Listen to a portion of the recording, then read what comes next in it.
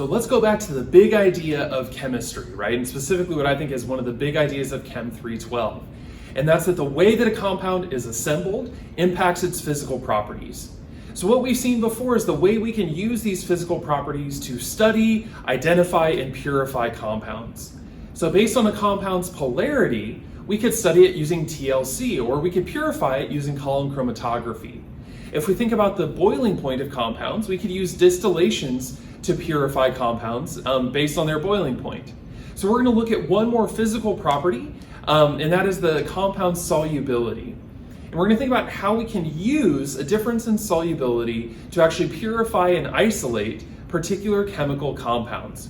We're going to do this by first looking at a compound called salicylic acid, right? We're going to see what our general understanding of solubility tells us about this, and we want to focus on how we can change the solubility of salicylic acid, right? Being able to control that solubility will allow us to isolate and purify compounds. And we're going to take this on into our next experiment, which is extraction and recrystallization. So let's start by looking at salicylic acid in water. So here we have 3 test tubes, and each of them is about 100 milligrams of salicylic acid and about 5 milliliters of water. And so if we're looking here, what we can see is that there is a large amount of that white powder that's just floating on top of the water. So I would say initially the salicylic acid is not very soluble in water, because in this amount, right, I can still see a significant amount of the solid. If this was highly soluble, I wouldn't see the solid, all I would see is a solution. So the question is, how might we change the solubility of a compound? Well, the first go-to guess, right, that we generally would have would be to heat it up. This is something that we see in everyday life, right? You could heat up a glass of water and put some sugar in it and see all that sugar dissolve, right? This is what happens with coffee and tea as well. So let's try heating up our test tube of salicylic acid. All right, so here is our first test tube. It is in a hot water bath that's currently at about 85 degrees. And so we're gonna watch this as it heats up. And hopefully what we're going to see is a change in the solubility of our salicylic acid. So you can still see quite a bit, right? If I stir it up, you can see that nice kind of snow globe effect of everything that's in the water. And so we're gonna let this get nice and hot, and we're gonna see how the solubility changes.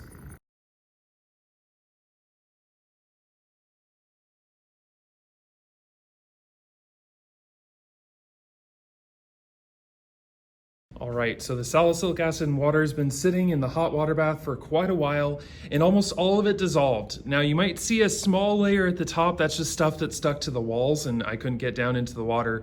But what we're gonna do now is we're just gonna let this sit. So where did the salicylic acid go? Right, as we heated this up, it's not like it completely disappeared. It didn't evaporate or boil off. So where did it go? It must have gone into the solution. So let's see what happens as this sits for a little while. And we're just going to keep an eye on it and see what happens to our salicylic acid as this cools back down.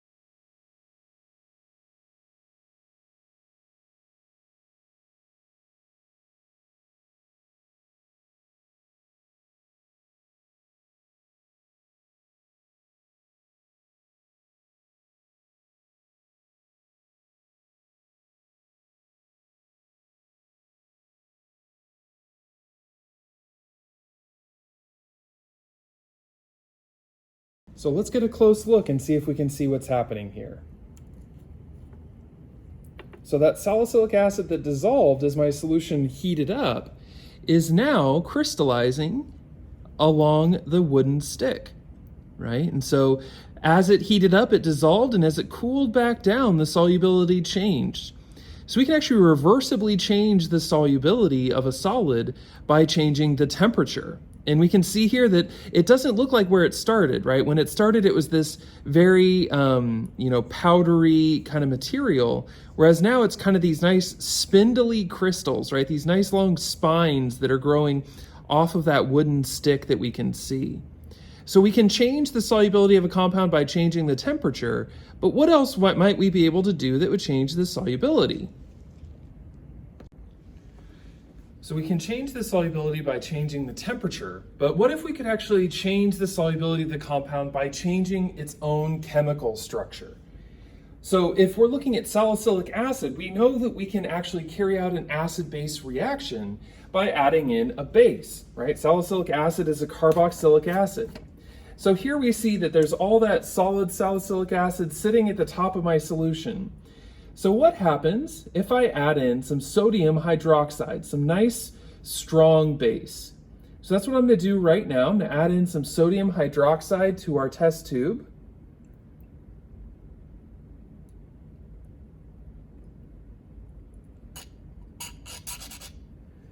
All right, so added in some sodium hydroxide. Let's stir it up.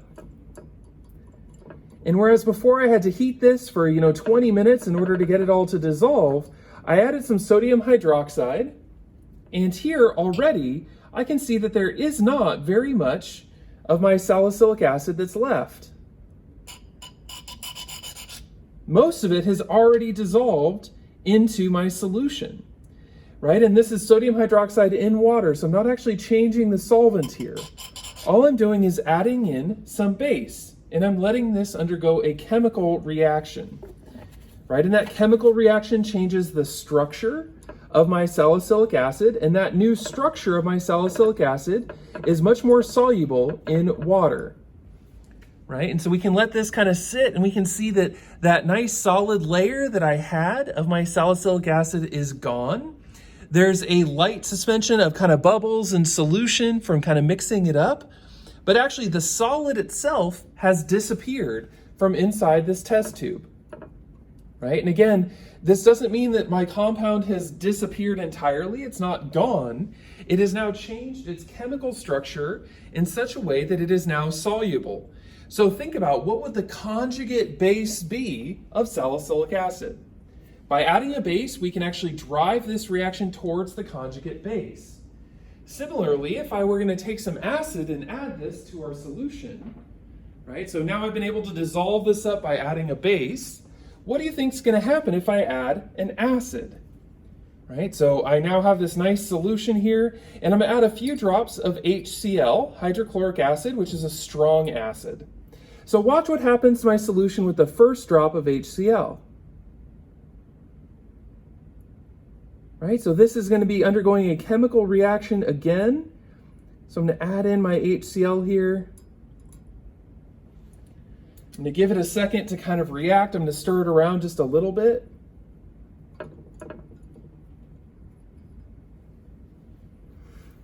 Right, so I can still see that there's nothing that's crashing back out of solution. So I'm going to add some more HCl.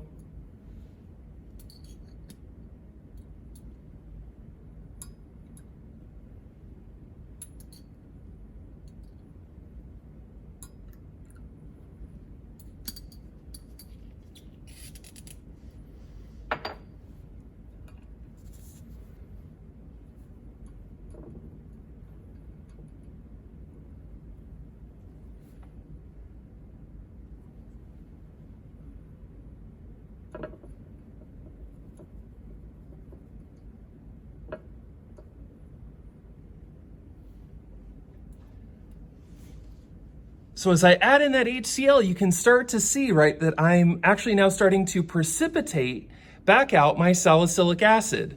So we can see this kind of swirl as it's happening, right, this almost like snow globe effect, because the HCl itself is reacting, right, it's protonating that conjugate acid. We're driving our equilibrium back towards salicylic acid, which we know is insoluble in water. Right, so if I continue to add some more HCl here, right, hopefully we can start to see more and more of that kind of snow globe as it's continuing to precipitate out of solution. And again, this is because the salicylic acid itself is not soluble in water. All right, so let's just give that a second. We can see as it starts to crash out and flake out of our solution.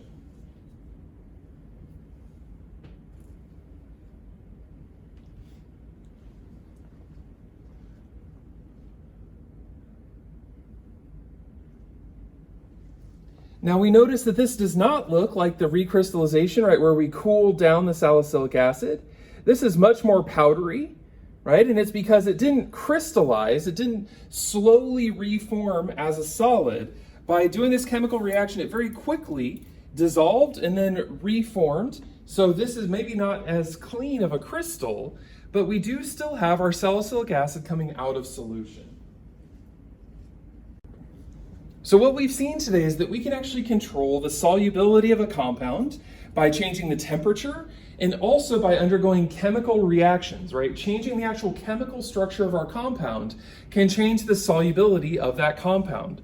So through an acid-base reaction, we can change our structure so that it becomes more soluble in water, and that's a reversible change. We can also change the temperature and get something to dissolve and then recrystallize from our solution.